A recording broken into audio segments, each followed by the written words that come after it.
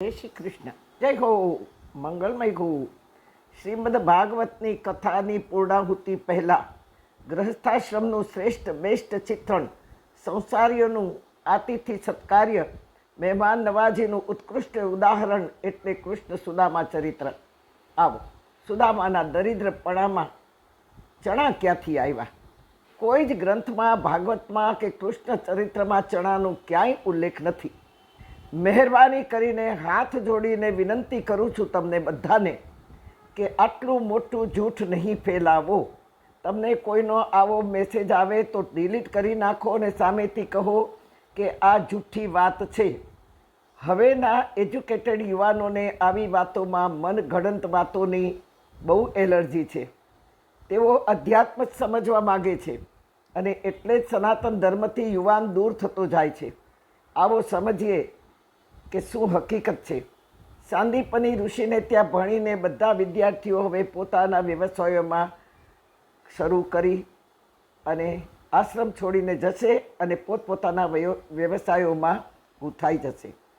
તે યુગ એવો હતો, કૃષ્ણનો હતો, તેમ કંસનો પણ એ યુગ હતો. દુર્યોધન, ધૃતરાષ્ટ્ર, જરાસંધ જેવા કૃષ્ણના યુગમાં જ પેદા થયા હતા. જેવા અસુરોનો પણ આ યુગ હતો.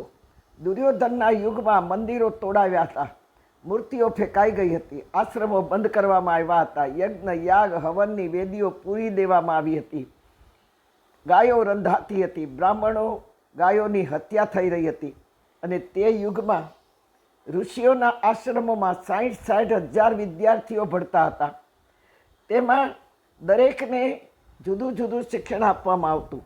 રાજાના કુંવરો ને રાજવિદ્યા, ઘોડેસવારી, યુદ્ધ વિદ્યા, શસ્ત્ર વિદ્યા, અસ્ત્ર વિદ્યા શીખવવામાં આવતી. વણિકોને વાણિજ્ય શીખવવામાં આવતું. બ્રાહ્મણોને બ્રહ્મ વિદ્યા, વેદો, ઉપનિષદો, સ્મૃતિ, શ્રુતિનું જ્ઞાન દેવામાં આવતું. યજ્ઞ, યાગ કઈ રીતે કરવો એ શિક્ષણ દેવામાં આવતું.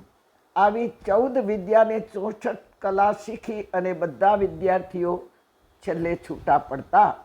અને તેમાંની ઉત્કૃષ્ટ જોડી હતી કૃષ્ણ સુદામા. જુઓ આ બચપનનું ચિત્ર.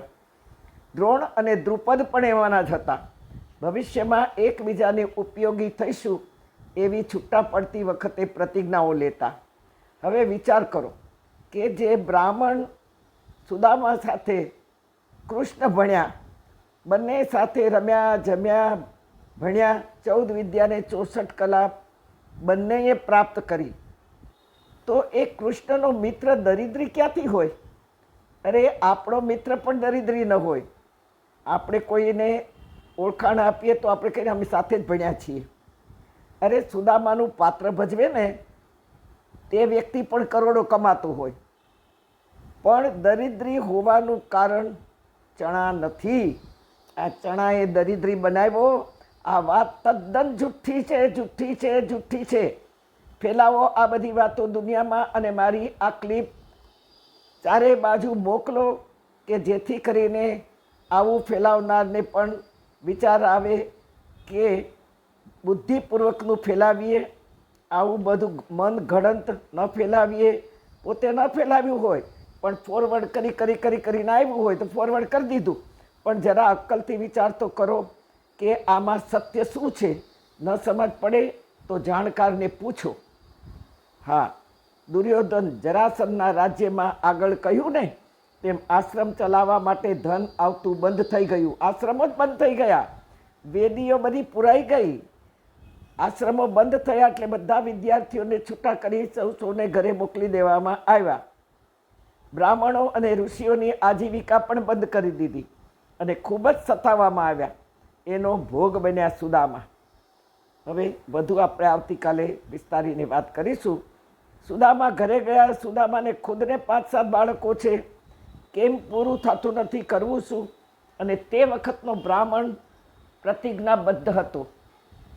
આશ્રમમાંથી છૂટા પડતી વખતે બ્રાહ્મણોને પ્રતિજ્ઞા લેવડાવવામાં આવતી કે અયાચક વૃત્તિથી માગવું નહીં અને ધર્મ કાર્ય કરવું.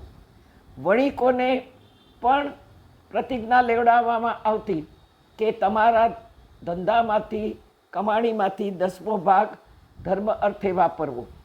તેવી રીતે ક્ષત્રિયોને પણ પ્રતિજ્ઞા લેવડાવવામાં આવતી કે ક્યાંય પણ રક્ષણનું કાર્ય હોય ત્યાં અડધી રાતે ઊંઘ છોડીને દોડી જવું અને નિપુણ થઈ અને યુદ્ધ લડવું, યુદ્ધમાંથી પીછેહટ કરવી નહીં. આ બધા પ્રતિજ્ઞાબંધ વિદ્યાર્થીઓ હતા.